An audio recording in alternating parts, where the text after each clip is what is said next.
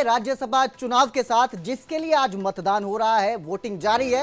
विधानसभा में मुख्यमंत्री नायब सिंह सैनी ने मतदान कर दिया है, पहला वोट डाला है। इसके साथ ही बीजेपी के कई विधायकों ने अब तक वोटिंग की है। कांग्रेस के विधायकों ने भी वोट डालना शुरू किया है।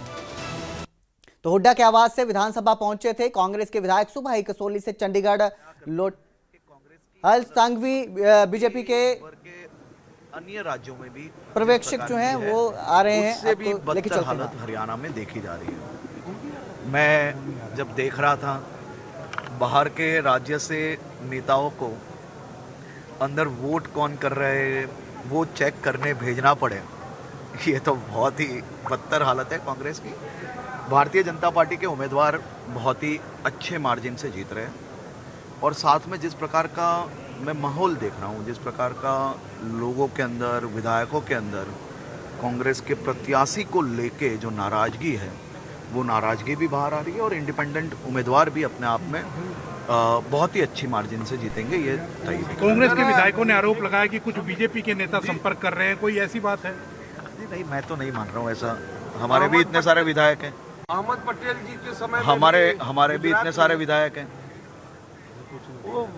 ये सब चीजें जब नाव जब डूबने आई हो ना, तब आरोप कुछ नहीं बचता है, तभी ये सब चीजें। गुजरात में भी ऐसा हाल हुआ था, अहमद पटेल जी जब लड़े थे तब उस पे नहीं कुछ कहेंगे एकदम। तो बिल्कुल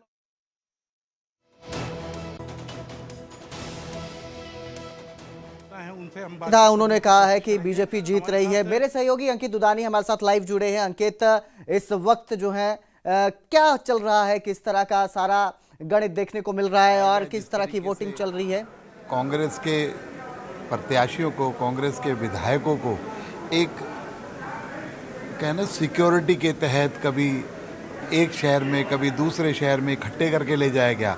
उससे लगता है कि कोई ना कोई डर उनके दिल में है और ये डर जो कोई भी अप्रत्याशित रिजल्ट कांग्रेस के हिसाब से देने वाला। क्या लगता है बीजेपी का उम्मीदवार तो जीत ही रहा है, लेकिन निर्दलीय उम्मीदवार की जीत सुनिश्चित कर पाएंगे? इन हालातों से, जैसे 2 दिन से हालात कांग्रेस के हैं, तो मुझे विश्वास है कि निर्दलीय प्रत्याशी भी बहुत अच्छे मार्जिन से जीतेंगे। तो बिल्कुल आप देख सकते हैं विपुल गोयल कैबिनेट मंत्री हैं और यही कह रहे थे कि उन्हें पूरा विश्वास है कि वो जीत पाएंगे, इसमें कोई दो राय उनको नहीं लग रही है। और हमारे साथ और भी कैबिनेट मंत्री हैं, उनसे बात करेंगे। कैबिनेट मंत्री राव नरबीर हैं, उनसे बात करेंगे। राव साहब, क्या कहना चाहेंगे? एक बीजेपी का उम्मीदवार तो जीत ही रहा है, निर्दलीय उम्मीदवार की जीत कैसे देखा?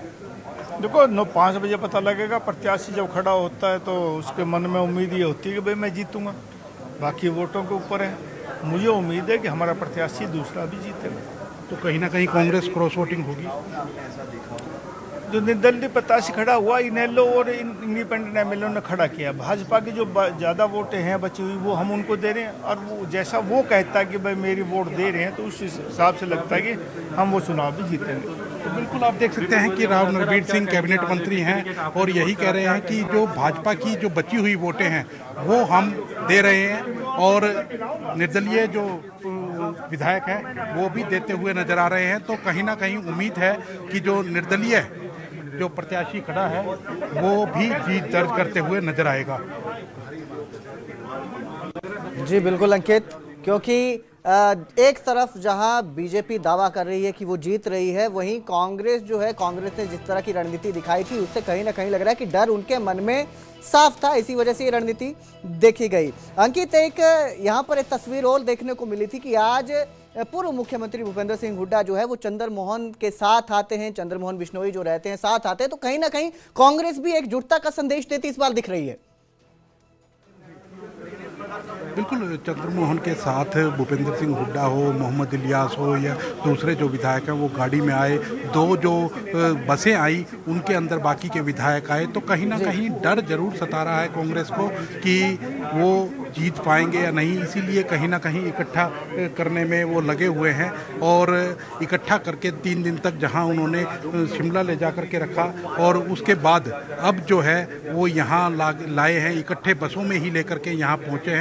तो कहीं ना कहीं डर जरूर सता रहा है कांग्रेस को, और क्योंकि पहले भी 2 बार ऐसा हो चुका है और अभी तीसरी बार है। अगर तीसरी बार भी इस तरह का काम होता है तो कहीं ना कहीं एक हैट्रिक भारतीय जनता पार्टी की हो जाएगी, और भारतीय जनता पार्टी की अगर हैट्रिक हो जाती है तो वो राजनीतिक रूप से काफ़ी मजबूत होंगे, क्योंकि जिस तरह से पहले भी 2 बार आर के आनंद की बात हो या बात हो जो दूसरे उम्मीदवार थे अजय माकन, उनको भी हार का मुंह देखना पड़ा था। तो कहीं ना कहीं ये एक महत्वपूर्ण हो जाता है, और महत्वपूर्ण इसलिए भी हो जाता है कि अब निर्दलीय उम्मीदवार जो है वो भारतीय जनता पार्टी के ही प्रदेश उपाध्यक्ष हैं, वो खड़े हैं। तो हमारे साथ जो हर्ष सांघवी हैं, गुजरात के डिप्टी चीफ मिनिस्टर हैं, उनसे बात करेंगे। हर्ष जी, आपसे बात करना चाहेंगे, आपसे यही चाहेंगे कि किस तरह से देखते हैं कांग्रेस की जीत को, क्योंकि कांग्रेस के जो विधायक हैं वो दावा कर रहे हैं कि हमारे पास 37 नहीं 38 विधायक हैं और हमारे जीत सुनिश्चित है।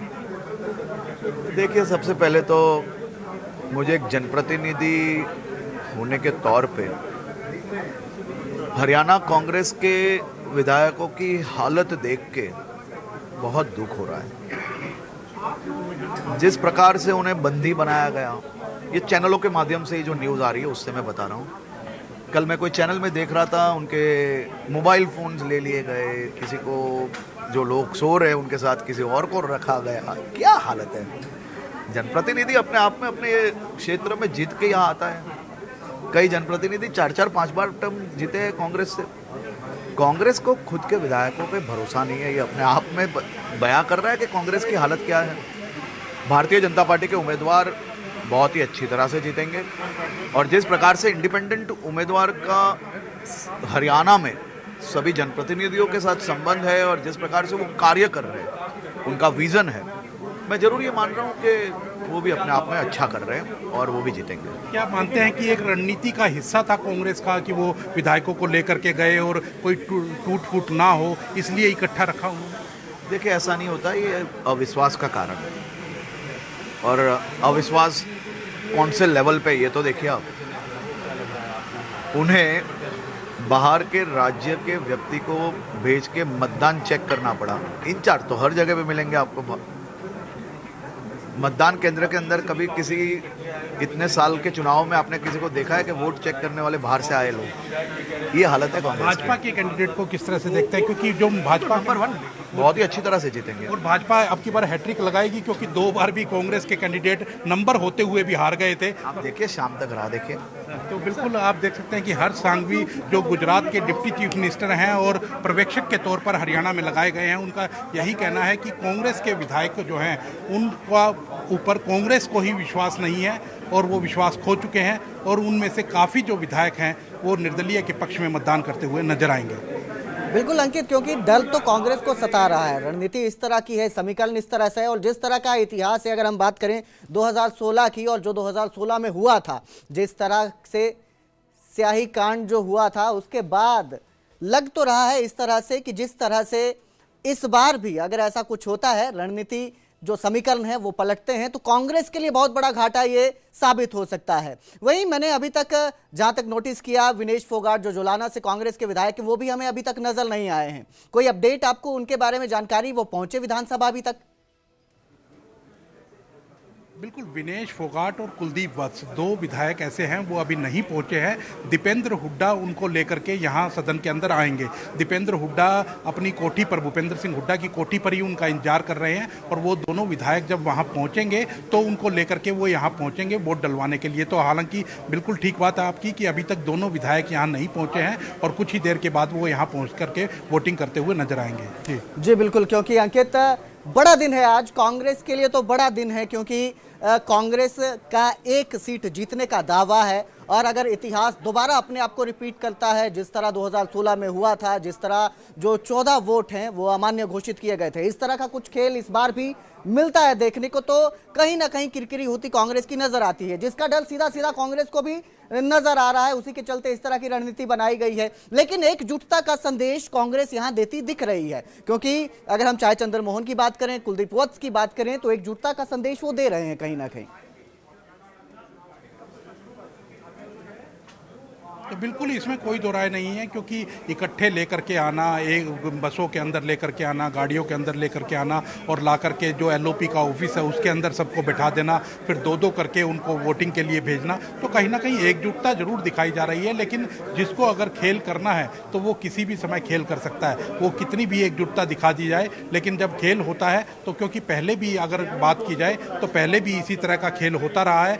2000 वो बात करें आर के आनंद के समय की, या कार्तिकेय शर्मा जब चुनाव जीते थे, अजय माकन जब चुनाव आ रहे थे, उस समय भी एकजुट दिख रहे थे सभी विधायक, लेकिन फिर भी खेल हो गया। तो अभी भी खेल अगर होना होगा तो जरूर होगा, वो कितनी भी एकजुटता कांग्रेस दिखाती रहे। जी बिल्कुल अंकित, आप इस पूरे समीकरण पर आज नजर बना के रखिए, हम आपके पास फिर दोबारा आएंगे। फिलहाल आप नजर रखिए किस तरह से वोटिंग चल रही है और क्या आज देखने को मिलता है। अहम दिन है आज कांग्रेस के लिए, तो खासकर अहम दिन माना जा रहा है। बहुत बहुत शुक्रिया हमारे साथ जुड़ने के लिए। तो अब आपको बताते हैं कि किस तरह का समीकरण रहेगा। राज्यसभा चुनाव में 2 सीटें हैं, रामचंद्र जांगड़ा और किरण चौधरी जो हैं उनका कार्यकाल समाप्त हो रहा है, उसी के चलते ये वोटिंग हो रही है। और आपको बता दें कि कैसे ये खेल जो है ये बिगड़ सकता है। 31 वोटों की जरूरत है जीतने के लिए। बीजेपी के 17 विधायक समर्थन दे रहे हैं, समर्थन देंगे। जो सतीश नांदल हैं, निर्दलीय खड़े हुए हैं, उनको 31 वोट चाहिए जीतने के लिए। 17 अगर बीजेपी के समर्थन देते हैं तो उसके बाद भी उनको जीतने के लिए 14 वोट जो है वो और चाहिए। 31 वोट क्योंकि टोटल चाहते हैं, तो 3 निर्दलीय और 2 इनेलो एमएलए के वोट मिलने, अगर हम एक समीकरण बना रहे हैं किस तरह से सतीश नांदल जो है वो जीत सकते हैं और खेल बिगड़ सकता है। बीजेपी के 17 विधायक अगर समर्थन दें, क्योंकि 31 वोट जीतने के लिए चाहिए, 48 विधायक बीजेपी के पास अपने हैं। अब राज्यसभा चुनाव में कब कम गेम बदली ये भी आपको बताते हैं। 2016 में कांग्रेस के 14 एमएलए के वोट अमान्य घोषित हुए थे। स्याही बदलने से गेम बदल गई थी। जो वोटिंग की प्रक्रिया होती है उसमें एक ही पेन से सबको वोट करना होता है, जो राज्यसभा की ओर से जो दिया जाता है विधानसभा में जो भी आपके विधायक रहते हैं उनको। लेकिन स्याही बदलने से ये कांड हुआ था। निर्दलीय उम्मीदवार सुभाष चंद्रा इस चुनाव में जीते थे। कैसे 2022 में गेम बदली थी ये भी समझिए। कांग्रेस के एक एमएलए का वोट अमान्य घोषित हो गया, एक जो विधायक थे उनका वोट अमान्य घोषित होता है और अजय माकन इस तरह से कांग्रेस से हार जाते हैं। हालांकि जीत पक्की थी, इस तरह के समीकरण थे कि वो जीतेंगे, लेकिन एक वोट अमान्य घोषित होने से हार जाते हैं। वहीं निर्दलीय उम्मीदवार कार्तिकेय शर्मा ये वोट जीत जाते हैं, चुनाव जीत जाते हैं।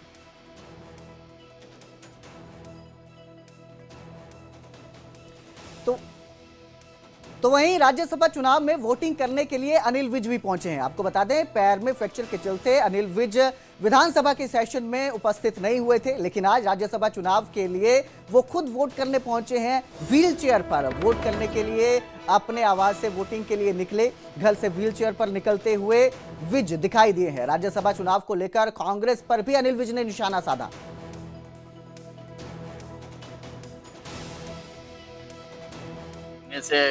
मेरे पैरों में दोनों में फ्रैक्चर हुआ है, मैं घर पे था, लेकिन वोट डालने तो जाना है। व्हील चेयर पे जाऊं चाहे स्ट्रेचर पे जाऊं, वोट डालने तो जरूर जाऊंगा। हुड्डा साहब ने अपने 31 के 31 विधायकों को कुफरी भेजा हुआ था, क्या उनको खतरा था इस चीज में? मैं उनको विश्वास नहीं है अपने विधायक, इसीलिए वो उनको बांध के घूम रहे हैं। 2 सीटें अभी सब कितनी क्या मानते हैं? 2 है, दोनों जीतेंगे। तो इस सब के बीच इनेलो अध्यक्ष अभय चौटाला ने राज्यसभा चुनावों को लेकर बड़ा बयान दिया और सीधा सीधा कहा कि उन्हें नहीं लगता है कांग्रेस अपने उम्मीदवार को बना पाएगी। आज अगर किसी नेता को पैसा दिखाकर अपनी ओर किया जाए तो वो राजनीति नहीं है, क्योंकि 2 विधायक जो रहते हैं वो इनेलो के भी रहते हैं, वो भी वोट करेंगे। इसको लेकर भी अब अभय चौटाला ने पहले भी बयान दिया था कि जो पूर्व नेता भूपेंद्र सिंह हुड्डा है, उन्होंने बयान दिया था सबसे पहले कि इनेलो जो है इसमें वोट ना करे, नसीहत दी गई थी उनकी तरफ से, क्योंकि 2 विधायक हैं, अगर वो बीजेपी को वोट करते हैं तो वो बीजेपी में काउंट होंगे। और इसी पर अब कहना है अभय चौटाला का कि आज किसी नेता को अगर पैसे दिखाकर अपनी ओर किया जाए तो वो राजनीति नहीं है। जो कांग्रेसी दावे कर रहे हैं, मुझे लगता नहीं वो अपने आप को कहीं बचा पाएंगे। जिस किस्म की अफवाहें तुम्हारी सोशल मीडिया पे चल रही है कि 20-20 करोड़ रुपए एक मेंबर को दिए जा रहे हैं, आज जनप्रतिनिधियों को पैसा दिखा करके कोई कमजोर करना चाहे तो मान के चलो वो राजनीति नहीं है। इस तरह की हॉर्स ट्रेडिंग करके प्रदेश को पीछे ले जाने का काम किया जा रहा है। और जो बिकने वाले जनप्रतिनिधि हैं उनसे कोई क्या उम्मीद करेगा? जो बिक जाएगा उससे कोई ये उम्मीद कर सकता है कि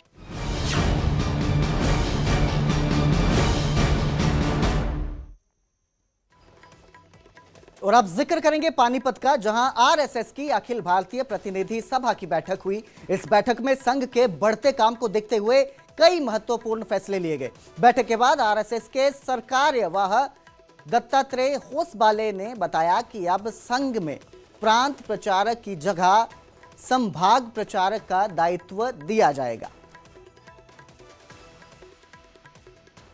संघ की एक शाखा होती है, नहीं संगठन के दृष्टि से एक स्थान ज्यादा हो गया, इतना हमारे कहना नहीं है। संघ की एक शाखा कहीं है, वहां स्वयंसेवक जो भी आते हैं 50 आएंगे, 25 आएंगे, 100 आएंगे, एक स्थान पर भी उससे भी अधिक आएंगे।